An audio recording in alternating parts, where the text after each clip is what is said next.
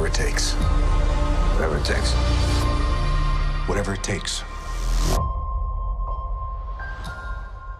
Hi everyone, it's Charlie. Now that we've gotten a couple Avengers Endgame trailers, I've gotten a lot of questions about who the new most powerful Avengers characters are, so I did a new ranking. One of the most fun things to do every new Avengers cycle. Every couple of years, characters get power-ups, new characters come in that are way more powerful. So for the purposes of this list, I'm just talking about Avengers characters that are either part of the original 6, they're official new Avengers, or will become new Avengers, as Kevin Feige has said it. So I'm not including temporary Avengers like the Guardians of the Galaxy, like Nebula and Rocket are in the Avengers base, wearing those white suits with the Avengers, so they're going to be working together, but for the purposes of this list, those characters don't count. And I also take into account temporary power-up forms, because there are modifiers. There are characters that wield Infinity Stones at times, so that's all part of this list. This will be broken into tiers because a lot of them are basically the same power level, unless there's some modifier in play, like they're wielding an Infinity Stone, or they happen to get the Infinity Gauntlet.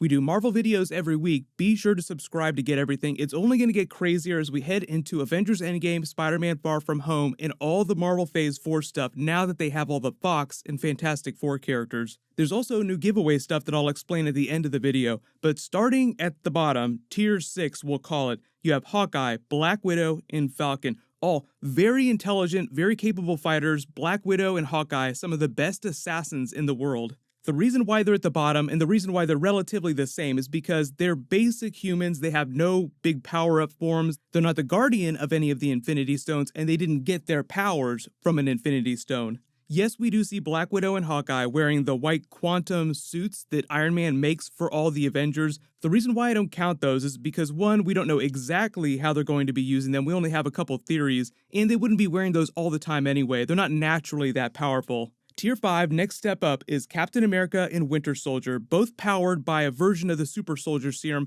both amazing fighters, badass, but just not quite as powerful as some of the newer characters that they've introduced who are also biologically powered. We're all hoping that Captain America is going to wield Thor's hammer or Stormbreaker at some point during the film, but that wouldn't be something that he would normally have all the time, so you can't count stuff like that either. Next step up is Tier 4, where you have characters like Ant-Man and Spider-Man. Ant-Man is crazy powerful. They just make him seem like a bumbling idiot who can't do anything. He's actually an engineer. He's a very smart person. It's just that the story uses him more as a comedian. The reason why he's higher than, say, like Captain America and Winter Soldier is because he has Pym particles all the time, and he's the one that gives them access to the quantum energy. So the reason why he isn't super high on the list, because quantum energy is crazy powerful, is because he wouldn't have that all the time, and he hasn't quite figured out how to use it. The reason why Spider-Man is next to him on this list too is because his natural biological powers make him more powerful than people like Captain America. Even when he's just a 16-year-old kid, he's able to fight him off.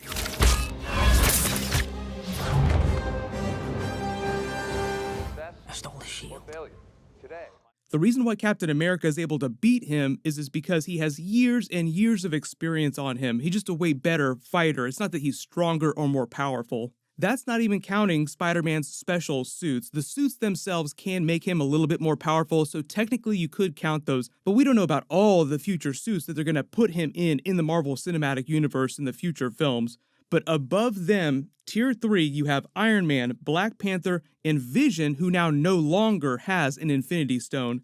Pretty obvious why Iron Man and Black Panther are about equal. Iron Man is a genius, and Black Panther is incredibly smart too. Shuri technically a little bit smarter and makes all of his technology. They're people that functionally have unlimited resources and access to their special power-up technology at all times. Like, you would expect Black Panther to be wearing his suit in a fight. You'd expect Iron Man to have a brand new suit in a fight. Just think about Iron Man's fight with Thanos on Titan. He had a couple Infinity Stones, all that for a drop of blood. He was still able to fight Thanos to a standstill briefly before he got pounded. Vibranium is a bit of an X factor, just to make an X-Men joke now that they own all those characters, in that you don't know exactly how many different things that they'll be able to use it for in the Marvel Cinematic Universe. So Black Panther is one of those characters like Ant-Man that has access to some special science and technology above that of what the other characters have that also give him a lot of extra power.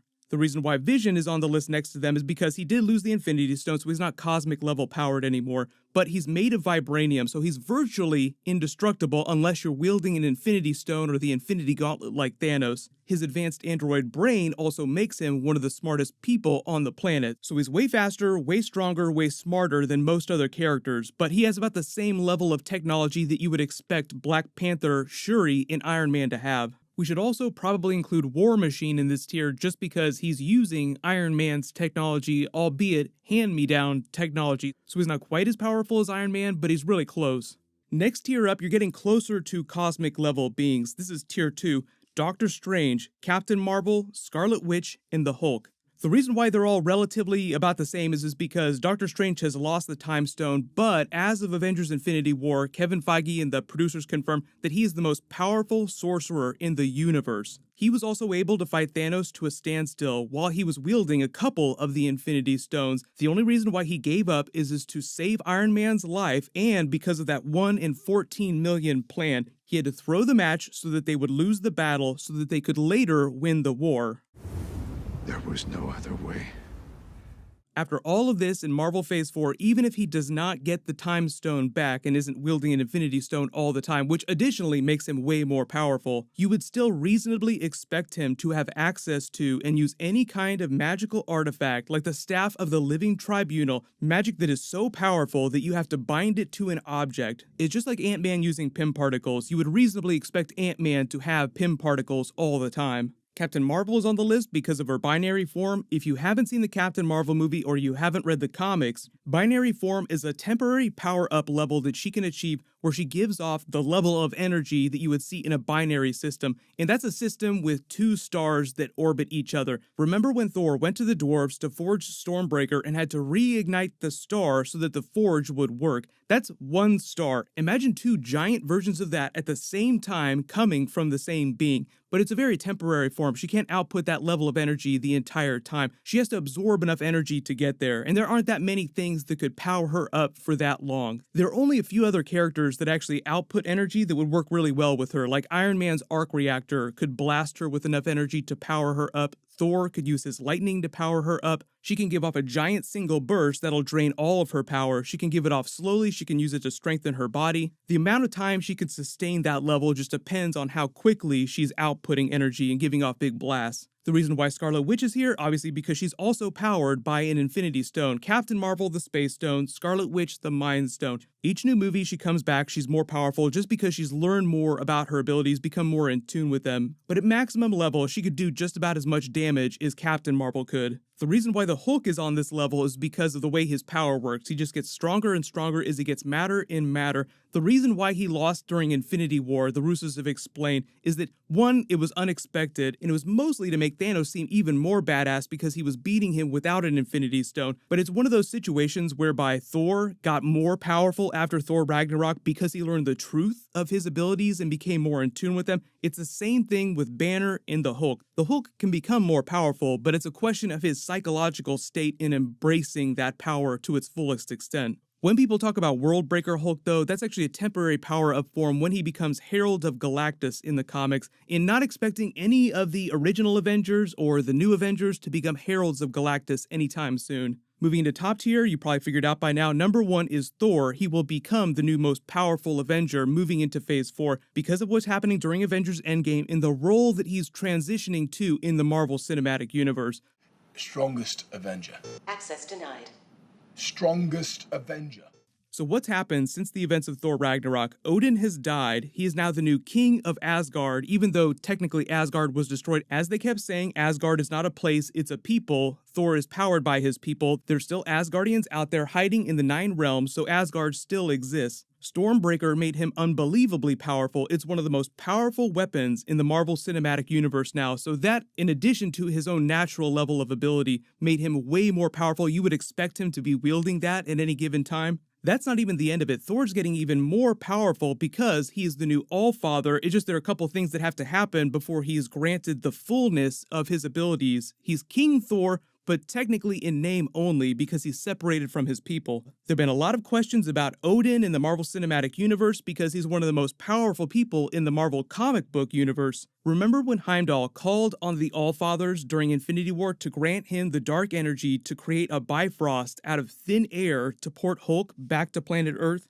Eventually, Thor will gain that same power. He even tells Odin during Thor Ragnarok when he's fighting Hela, and he talks to Odin, "She's too much. I'm not powerful enough. I'm not as powerful as you." And Odin says, "No, you're not. You're stronger." That was a little bit of a pep talk, but he was also speaking literally. Thor now is more powerful than Odin because he has all of Odin's power and his own natural abilities as well, and he is a legit god in the Marvel Cinematic Universe. The reason why he doesn't seem that powerful during Avengers Infinity War is because they want him to seem like he has weaknesses. That's why Hela's able to take his eye out because she's also on that same level of power too. They want to give him a lot of problems he has to deal with, so he's at his lowest point and he has nothing left to lose. That's why it's going to be so much fun to watch him unchained during Avengers Endgame. But after that, he will go find his people. He will officially become King Thor. Chris Hemsworth said that he's going to be coming back during Marvel Phase 4, even though they haven't officially announced plans for a fourth Thor film. They might wind up doing that at some point. But effectively, he's transitioning to more of a background role as the All-Father of the Marvel Cinematic Universe.